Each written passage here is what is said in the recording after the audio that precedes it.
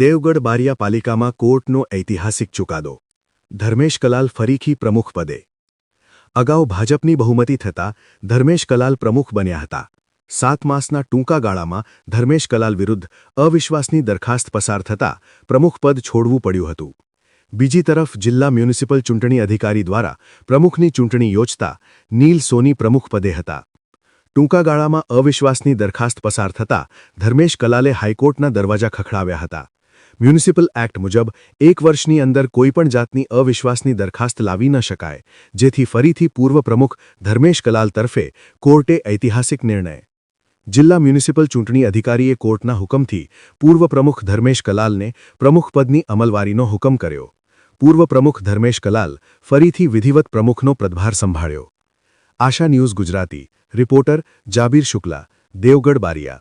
એ બાબતે તારીખ 17/10/2025ના રોજ દેવગઢ બારિયા નગરપાલિકાના ભારતીય જનતા પાર્ટીના ચાલુ પ્રમુખ સામે અવિશ્વાસની દરખાસ્ત લાવી અને બળવાખોરો સાથે એ કરીને ચાલુ સરકારને પાડી દેવાનું જે થયું હતું તેના બાદ અમો દ્વારા કાયદાકીય લડાઈ અમે હાઈકોર્ટમાં પડકારી હતી અને એ કાયદાકીય લડાઈમાં અમને સરકારે અમારી ફેવરમાં નામદાર કોર્ટે જજમેન્ટ આપ્યું છે કે 1 વર્ષ પહેલાં તમે ચૂંટણી પ્રક્રિયા આવી અવિશ્વાસની દરખાસ્ત રજૂ કરી શકતા નથી અને એ બધી અરજીઓ જે એમને ચૂંટણી પ્રક્રિયા જે પણ હતી એ રદ કરી અને યથાવત જે મૂળ પ્રમુખ છે એ અત્યારે હાલ ચાલુ.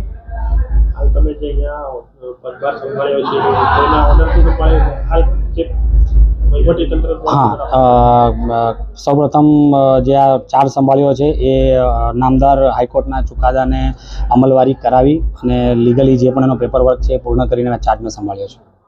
આવનાર દિવસમાં તમારી કેવી ગતિવિધિ રહેશે?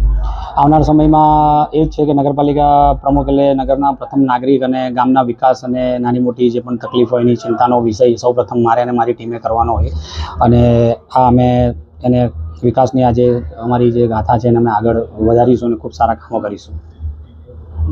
અવિશ્વાસની દરખાસ્ત લાવવામાં આવી હતી, એનો સમય પિરિયડ છે 1 વર્ષ પછીનો છે લાવી શકાય છે, તો આવનાર 1 વર્ષ પછી આ અવિશ્વાસની દરખાસ્ત આવશે કે કેમ એ બાબતે અત્યારે હાલ હું કશું એમાં કહી શકું તેમ નથી. એ પહેલે 1 વર્ષ પૂર્ણ થાય પછી જોઈએ છે શું થાય છે.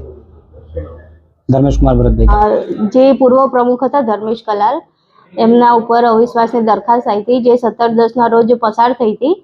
એ અનુસંધાને ધર્મેશ કલાલ જે પૂર્વ પ્રમુખ હતા એ હાઈકોર્ટમાં ગયા હતા અને એના પછી 10/11ના રોજ ઇલેક્શન પણ થયું હતું. એમાં નીલ સોની પત્રકાર જે છે એ પ્રમુખ તરીકે વરણી થઈ હતી.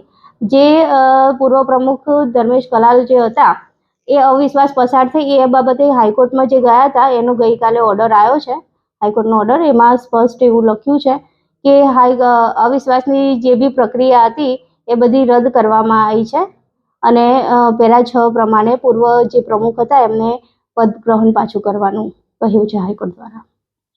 વૈશાલી મીનામાં.